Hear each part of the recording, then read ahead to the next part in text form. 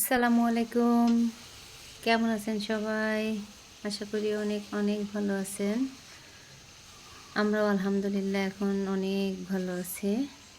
চলে আসলাম নতুন একটা ব্লগ নিয়ে। আমি আজকে অনেক দিন কোনো ব্লগ দেই না। মধ্যে আমি গত মাসের 23 তারিখে থেকে এত পরিমাণে ঠান্ডা লাগছিল, ঠান্ডা, জ্বর, শ্বাসকষ্ট এত পরিমাণে বাড়ছিল।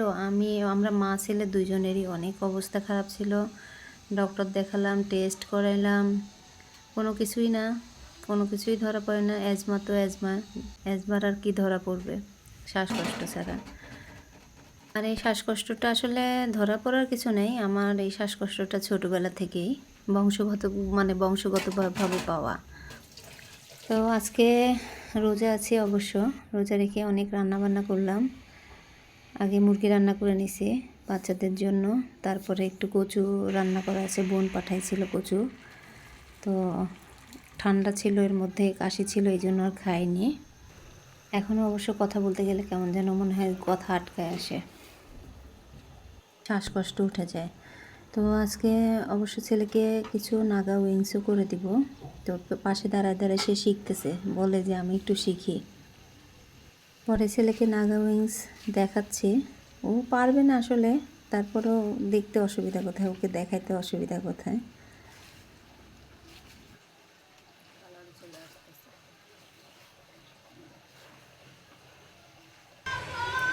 নাগা উঁচা করে ধরো, তুমি তো উঁচা না করলে।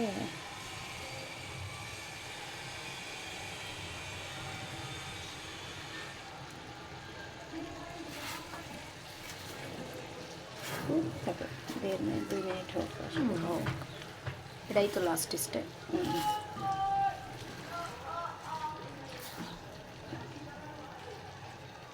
ফুল কাট।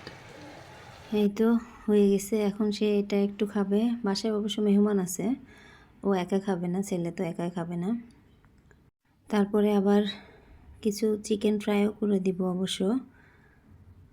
কয়টা দিন ধরে বলতেছিলাম বাইরে খেতে নিয়ে যাব, বাইরে নিয়ে যাব, কিন্তু শরীরে কুলায় না, এই জন্য আর নিয়ে যায়নি। তো ভাবলাম যে যেহেতু বাসায় সব কিছু আছে, আমি নিজে বাসায় একটু কষ্ট করে করে দিই। ছোটো মানুষ তো, মাঝে মাঝে একদম মন ছুটে যায় বাইরে খাবার খাওয়ার জন্য।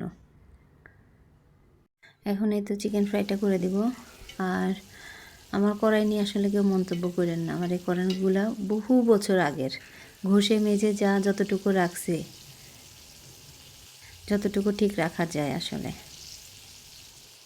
3 পিস অবশ্য ভেজে দিব এখন।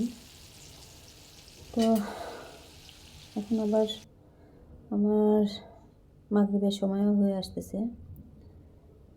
এখন একটু নামাজটা পড়ে, ইফতারি করে নামাজ পড়ে নিব।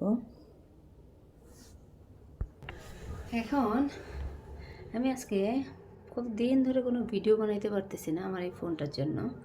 এই ফোনটা চার্জে দিলে অন হচ্ছে, আর চার্জ থেকে খুলে ফেললে অফ হয়ে যাচ্ছে। আমার ফোনটা হাত থেকে পড়ে গেছিল, পড়ে গিয়ে এই যে কি একটা অবস্থা হয়েছে, এখানে পুরোটা একদম হয়ে গেছে।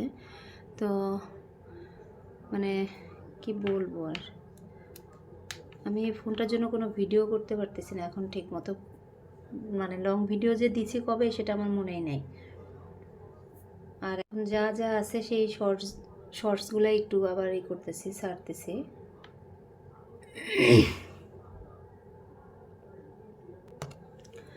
এটা অবশ্য আপনাদের ভাইয়া আবার দেশে আসবে যখন, তখন এসে সে আবার নিয়ে যাবে। নিয়ে গেলে ওদের সে মোবাইলে এটা আবার জমা দিলে পরে ওরা আবার একটা নতুন মোবাইল দিবে, কিন্তু কিছু টাকা ওদেরকে দিতে হবে। তো এটা এখন অনই হচ্ছে না।